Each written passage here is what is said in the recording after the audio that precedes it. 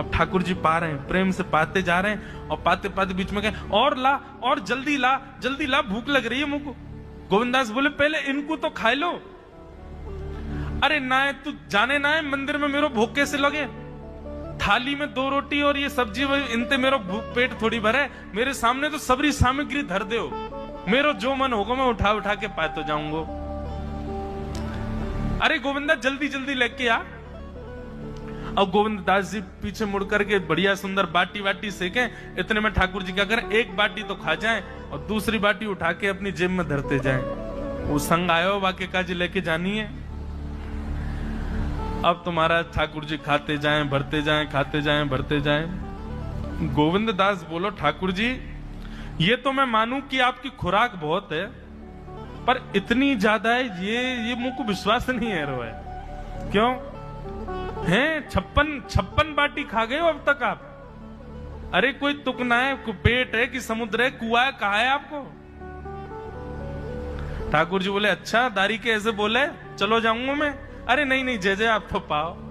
ठाकुर जी तो जेब में भरते जा रहे थे। अब ठाकुर जी का पेट भर गया। ठाकुर जी बोले चल भैया गोविंदा अब पेट भर गयो, नेक देर हम एक पेड़ के नीचे बैठ के नेक सुस्ताए लें, फिर बाकी बाद मंदिर में जाएंगे, 4 बजे मंदिर खुल जाएगा, दर्शन देने। जैसे ही ठाकुर जी खड़े भये महाराज, सोई उनकी पीतांबरी फैल गई। पीतांबरी फैली, गोविंदास बोले जय ये बाटी खाए के आप इतनी जल्दी मोटे कैसे है गए? ये पेट आपको है तो सही, लेकिन ये इतना चौड़ो कैसे है गो? और पेट कोई खावे तो वो आगे की तरफ निकले, ये कोने में कैसे निकल रहा है? ये दोनों तरफ पेट बाहर कैसे आ रहा है आपको? ठाकुर जी बोले ना कछु ना कछु, नहीं दिखाओ। अब तो महाराज गोविंदास ने पकड़ के जैसे पकड़े तो अंदर से बाटी निकल आई। जे बाटी कौन के काजे भर के ले जा रहे हो? सही बताइयो लाला, कौन के काजे? कोई और सखा बना लियो तुमने मेरे अलावा? गोविंदास जी बाहर गए, बाहर जाकर के देखा तो एक वृक्ष के पीछे वो झाड़ू लगाने वाला बैठा था। अच्छा तो अब जे आपको सखा बन गए, जे आपको मित्र है गयो, या के काजे बाटी भर के ला रहे हो? ठाकुर जी कहे अच्छा अरे भैया ठीक है, अब तू सबंत कह मत दियो कि मैं या के संग आयो, या के संग खेलूं। अरे बेचारो बड़ो प्रेम करे मोते, ये भूखो बेचारो, मैंने सोची या के काजे बाटी ले चलूं।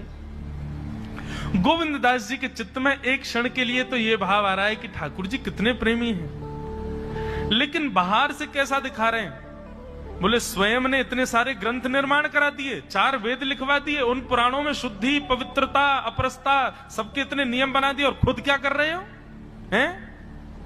कोई के सिर पर बैठ के घूम रहे हो, कहीं जा रहे हो, कछु भी खा रहे हो। ठाकुर जी बोले अब ये सब नियम तो मानवन के लिए है ना, हम तो जय हैं, हम थोड़ी करेंगे इन नियमन को। बोले चुपचाप चलो और आचमन करो, शुद्धि करो, तब जाइयो मंदिर में। वहीं गोविंद कुंड के पास में गोविंद दास जी ने जबरदस्ती ठाकुर जी बैठा दिए। बोले हाथ में जल लो। ठाकुर जी जल लेकर के बैठे, बोले अब करो अपवित्र पवित्रो वा सर्वावस्थांगतो पिवा। ठाकुर जी आचमन कर रहे हैं, अपनी पवित्र कर रहे हैं ऊपर से लेकर नीचे तक। इतने में ही गोविंद दास बोलते बोलते पीछे के गए और ठाकुर जी की पीठ पे जाकर के एक धक्का दियो महाराज, पूरे ठाकुर जी डुबा दिए कुंड में। ठाकुर जी पूरे ऊपर से नीचे तक भीज गए। ठाकुर जी बोले दारी के तेरी शिकायत करूंगो, गुसाई जी ते कहूंगो तू ऐसे करे मेरे संग।